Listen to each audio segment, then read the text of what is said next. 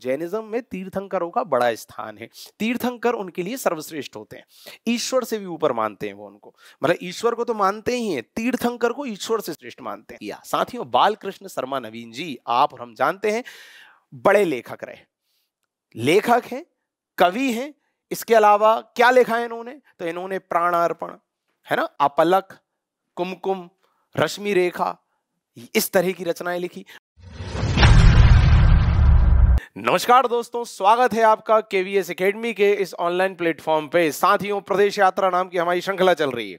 हर जिले के हर उस जरूरी तथ्य को देखने का प्रयास कर रहे हैं जो आने वाले पटवारी एग्जाम, दूसरे अन्य एग्जाम और खासकर एमपीपीएससी प्रीलिम्स जो 21 मई को होने वाला है, इन तीनों चारों एग्जाम्स के लिए अति महत्वपूर्ण है। साथियों, इस पूरे लेक्चर के नोट्स आप यदि पीडीएफ फॉर्म में प्राप्त करना चाहते हैं तो हमारे संस्थान के टेलीग्राम ग्रुप को जरूर ज्वाइन कीजिए, जिसकी जानकारी नीचे डिस्क्रिप्शन में दी हुई है। इसके अलावा हमारी ऐप को भी जरूर डाउनलोड कीजिए, जिसमें आपको मध्य प्रदेश राज्य लोक सेवा आयोग मतलब एमपीपीएससी से संबंधित क्या क्या कोर्सेज हमारे यहाँ चल रहे हैं, सबकी जानकारी प्राप्त हो जाएगी। कुछ नहीं करना है, ऐप डाउनलोड करना है, जानकारी नीचे डिस्क्रिप्शन में दी हुई है। उसके बाद स्टोर नाम के ऑप्शन में जाना है। जब आप स्टोर में जाएंगे तो आपको पूरे प्रोग्राम दिखेंगे। दोस्तों, एमपीपीएससी प्रीलिम से रिलेटेड भी कुछ मिल जाएगा आपको, जहां आपको टेस्ट सीरीज मिल जाएगी, जहां आपको जो प्रीलिम्स का टारगेट बेस चल रहा है वो मिल जाएगा। इसके अलावा मेंस का आप यदि पूरा कोर्स अफोर्ड नहीं कर सकते, पूरा कोर्स नहीं लेना चाहते, तो किस सब्जेक्ट में आपको दिक्कत है?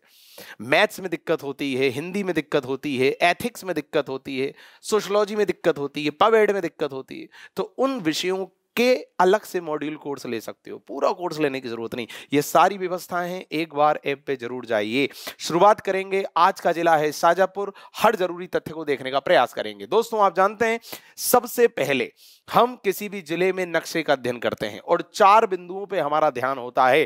पहला बिंदु कि वो जो जिला है, मतलब आज का जैसा जिला मैंने बताया शाजापुर, तो जो जिला है वो पड़ोस के किन किन जिलों की सीमाओं को स्पर्श कर रहा है। तो यहां यदि हम देखें तो राजगढ़ देखिए, सीहोर, देवास, उज्जैन, आगरमालवा, ये 5 जिले देखिए, राजगढ़, सीहोर, देवास, उज्जैन, आगरमालवा, ये 5 जिलों की सीमाओं को स्पर्श कर रहा है, 5 से घिरा हुआ है, मतलब अंतर्वर्ती जिला है, बाहर के किसी या पड़ोस के किसी राज्य की सीमा को स्पर्श नहीं कर रहा है। क्लियर? दूसरा बिंदु हम क्या देखते हैं कि क्या किसी बाहरी राज्य की सीमा को स्पर्श कर रहा है? तो बिल्कुल नहीं कर रहा है। जैसा मैंने कहा, अंतर्वर्ती जिला है। अंतर्वर्ती मतलब अंदर का, लैंडलॉक्ड, भू आवेष्टित, किसी और की सीमाओं को स्पर्श नहीं कर रहा। तीसरा बिंदु हम क्या देखते हैं? तीसरा बिंदु हम देखते हैं कि ये किस संभाग का पार्ट है। साथियों, शाजापुर जो है वो उज्जैन संभाग का पार्ट है। यहां पर से भी प्रश्न बनते हैं। मैं हर बार दोहराता हूं कि कौन सा जिला किस संभाग में है, कौन सा जिला किस पठार या घाटी क्षेत्र में है, इन सब पे प्रश्न बनते हैं। कौन सा जिला किस राज्य की सीमा को स्पर्श कर रहा है और कितने राज्य की सीमा को स्पर्श कर रहा है, इस सब पे प्रश्न बनते हैं। साथियों, आप पुराने प्रश्न पत्र उठा के देख सकते हैं। शाजापुर, जैसा मैंने कहा, उज्जैन संभाग का पार्ट है। तीसरा बिंदु हो गया। चौथा बिंदु हम ये देखते हैं कि किस पठार का हिस्सा है। तो साथियों, शाजापुर जो है वो मालवा के पठार का हिस्सा है। कौन सा पठार? मालवा के पठार का। तो ये 4 जरूरी बिंदु थे शाजापुर से संबंधित जो हमने देखे। आगे बढ़ते हैं, शाजापुर के इतिहास की बात करेंगे। साथियों, शाजापुर को शाहजहां के समय पहचान मिली। ऐसा माना जाता है कि मुगल शासक शाहजहां जब दक्षिण अभियान करते थे, दक्षिण मतलब आगरा या दिल्ली वाले क्षेत्र से कोई व्यक्ति दक्षिण भारत जाएगा तो मध्य प्रदेश के इस शाजापुर हुआ, बुरहानपुर हुआ, ये वाले क्षेत्र से होकर जाएगा।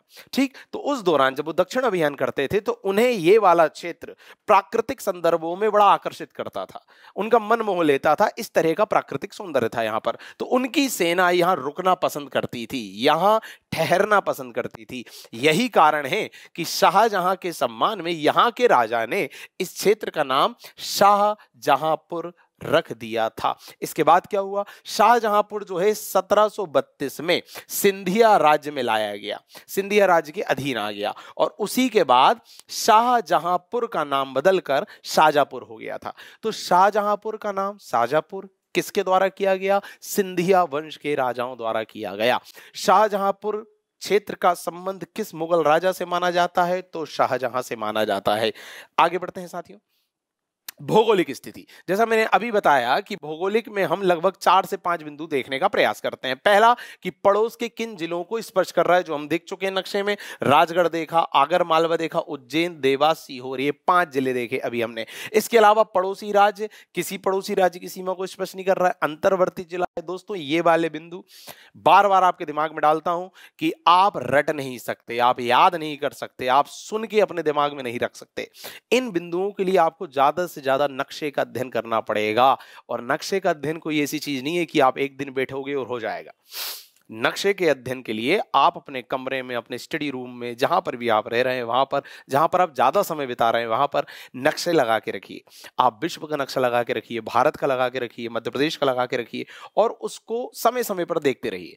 अनशेड्यूल वे में देखते रहिए। बैठे हैं, पढ़ाई करने का मन नहीं कर रहा है, थोड़ा नक्शे की स्टडी कर लो यार, कौन सा जिला कहाँ कहाँ है, चलो इसी की अवस्थिति देख लें। इस तरह से ये चीजें प्रिपेयर होती है। आप चाहो कि मैं बिल्कुल 8 से 10 बैठ के आज नक्शा पढ़ूंगा, तो ऐसा नहीं होता। इस तरह की चीजें आप अनशेड्यूल वे में नॉर्मली चलते फिरते देख लिया, इस तरह से ही कर सकते हो। तो उसके लिए आप जरूर ये काम करें, तभी ये वाले पॉइंट कवर होंगे। और यहां से प्रश्न बन रहे हैं आजकल। अब वो समय चला गया कि भाई मेले पूछ लिए आपसे, पर्यटन स्थल पूछ लिया, आप रट के गए और हो गया काम। कई प्रश्न भौगोलिक संदर्भों में पूछे जाते हैं, सीमाओं को लेके, पठार को लेके, बाउंड्री, और जैसा मैंने कहा किस किस को स्पर्श कर रहा है उसको लेके। तो प्लीज ध्यान दीजिए। इसके अलावा पठार हम देख चुके, मालवा संभाग हम देख चुके, उज्जैन। आगे बढ़ते हैं। संस्कृति। साथियों, संस्कृति में हम 2 से 3 चीज देखते हैं। यहां पर किस किस तरह के आयोजन हो रहे हैं, यहां पर किस किस तरह के त्योहार मनाए जा रहे हैं, यहां पर किस तरह के मेले लग रहे हैं, इसके अलावा कौन कौन से पर्व मनाए जा रहे हैं, और साथ में सबसे खास कौन कौन से पर्यटक स्थल हैं, उन पर्यटक स्थलों का संबंध किस चीज से, ये सब ओवरऑल देखा जाता है संस्कृति वाले पार्ट में।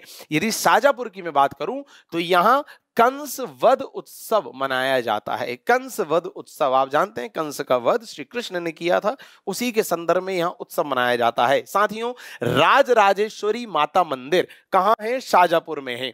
करेड़ी माता कर्ण द्वारा निर्मित, जी हां, करेड़ी माता का मंदिर कहां है प्रश्न आएगा तो शाजापुर लगा देना।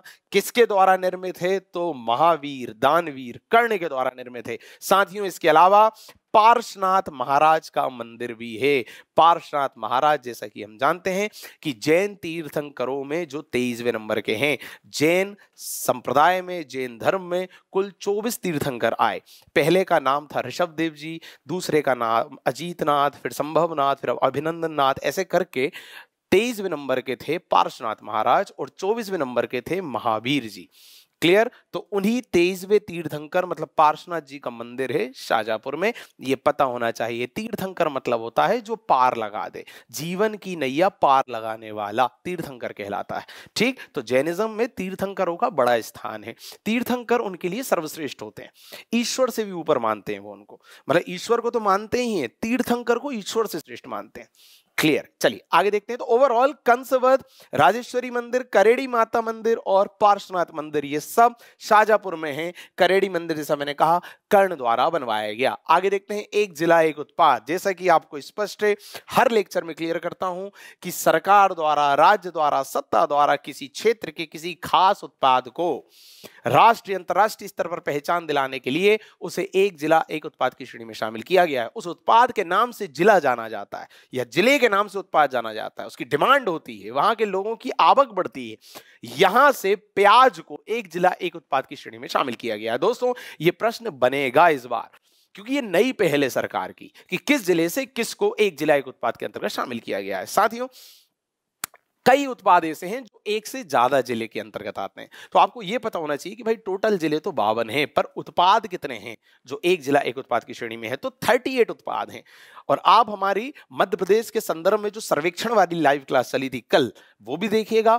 आज अभी थोड़ी देर पहले हमारी लाइव क्लास संचालित हुई थी बजट को लेकर, आप उसे भी जरूर देखिएगा। उसमें कई सारे मध्य प्रदेश के तथ्य रेखांकित किए गए हैं जो कि पटवारी हो या आने वाला कोई भी एग्जाम हो, सब में बहुत महत्वपूर्ण होने वाला है। तो प्याज यहां का एक जिला एक उत्पाद है। दोस्तों, बालकृष्ण शर्मा नवीन जी प्रमुख व्यक्तित्व हैं शाजापुर के। प्रश्न आता है, 3 तरह के प्रश्न बनते हैं। पहला प्रश्न कि कोई भी व्यक्ति दे देंगे, उनका नाम दे देंगे और पूछेंगे बताइए किस जिले से संबंधित है। दूसरा प्रश्न बनता है ये जो व्यक्ति हैं ये किस विधा से संबंधित है, मतलब क्या है, राजनीतिज्ञ है, संगीतकार हैं, फिल्मकार हैं, अभिनेता हैं, क्या हैं। और तीसरा प्रश्न बनता है कि इन्होंने क्या क्या किया, क्या खास किया। साथियों, बालकृष्ण शर्मा नवीन जी, आप और हम जानते हैं, बड़े लेखक रहे, लेखक हैं, कवि हैं। इसके अलावा क्या लिखा है इन्होंने, तो इन्होंने प्राणार्पण, है ना, अपलक, कुमकुम, रश्मि रेखा, इस तरह की रचनाएं लिखी। बालकृष्ण शर्मा नवीन जी के ही सम्मान में शाजापुर में जो है वो बालकृष्ण शर्मा नवीन समारोह आयोजित किया जाता है। इसके अलावा बालकृष्ण शर्मा नवीन जी भारतीय संविधान सभा जो थी, जब देश का संविधान बन रहा था, तो संविधान सभा के सदस्य भी थे।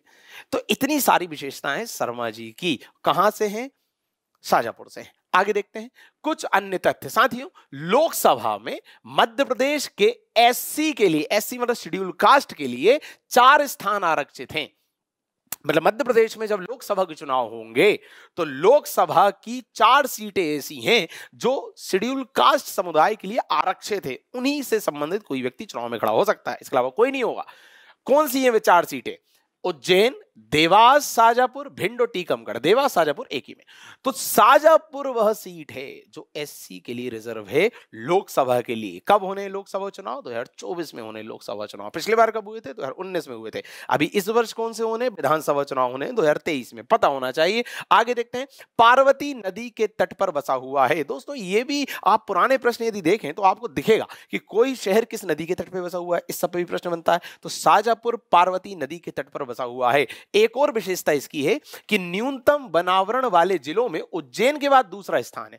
देखिए, वन आवरण के संबंध में भी प्रश्न बनते हैं। अब वन आवरण भी भौगोलिक में ही आ जाता है। मैं क्या बोल रहा हूं, भौगोलिक हुआ, आर्थिक हुआ, इस सब को हम थोड़ा इग्नोर मार के चलते हैं। क्यों? क्योंकि थोड़ा सा दिक्कत देते हैं पढ़ने में, थोड़ी सी मेहनत की डिमांड करते हैं कि थोड़ा सा एनालिटिक्स करके पढ़ो, मैपिंग करो, ये करो, और हम उससे थोड़ा जी चुराते हैं। पर प्रश्न बनते हैं। अब परंपरागत प्रश्न छोड़िए कि वहां से आ जाएगा, हम रट के चले जाएंगे और बन जाएगा, बिल्कुल नहीं बनेगा। वन आवरण भी भौगोलिक संदर्भ में पूछा गया प्रश्न है, और इसमें केवल हम एक नाम देख के आगे बढ़ जाते हैं। हम देख लेते हैं कि सबसे ज्यादा वन कहां है, ओके, सबसे कम वन कहां है, ओके। कम से कम 2-2 नाम पता होने चाहिए। साथियों, मध्य प्रदेश में न्यूनतम वनावरण उज्जैन में है, और उसके बाद कहां है? तो शाजापुर में। न्यूनतम के मामले में, कम के मामले में स्ट्रॉ जो होता है, स्ट्रॉ बोर्ड मिल कहां है? शाजापुर में है, पता होना चाहिए। बहुत ज्यादा इंपॉर्टेंट तथ्य, बहुत ज्यादा इंपॉर्टेंट। मैं कई बार अपने पुराने लेक्चर में स्पष्ट कर चुका हूं कि मध्य प्रदेश सरकार और केंद्र सरकार दोनों के द्वारा मध्य प्रदेश में औद्योगिक गतिविधियों को बढ़ावा देने के लिए कई तरह के औद्योगिक केंद्र स्थापित किए गए हैं। जहां मध्य प्रदेश सरकार ने कुल 26 औद्योगिक केंद्र स्थापित किए हैं और केंद्र सरकार ने 6 औद्योगिक केंद्र स्थापित किए हैं। तो मध्य प्रदेश सरकार ने कितने किए? 26। केंद्र सरकार ने 6 क्या औद्योगिक केंद्र मध्य प्रदेश में स्थापित किए। तो आपको पता होना चाहिए कि कहां कहां स्थापित किए। साथियों, शाजापुर का जो मक्सी क्षेत्र है, यहां पर केंद्र सरकार ने भी और मध्य प्रदेश सरकार ने भी, दोनों ने औद्योगिक केंद्र स्थापित किए हैं। पहला प्रश्न तो बनेगा कि मक्सी का संबंध कहां से? तो मक्सी शाजापुर में, और यहीं पर दोनों सरकारों ने, चाहे केंद्र सरकार हो चाहे मध्य प्रदेश सरकार हो, देखिए दोनों ने यहां पर औद्योगिक केंद्र स्थापित किए हैं। ये थे कुछ जरूरी तथ्य शाजापुर से संबंधित। इसी तरह के जरूरी तथ्य मैं जल्द से जल्द प्रयास करूंगा आप तक पहुंचाऊं सारे जिलों के संबंध में, ताकि आगामी जो एग्जाम है पटवारी और दूसरे, उसमें आपको सहयोग मिल सके। किस तरह के लग रहे हैं वीडियो, कैसे लग रहे हैं, अपना फीडबैक जरूर दीजिए। हमारा हौसला बना रहेगा। बहुत बहुत धन्यवाद।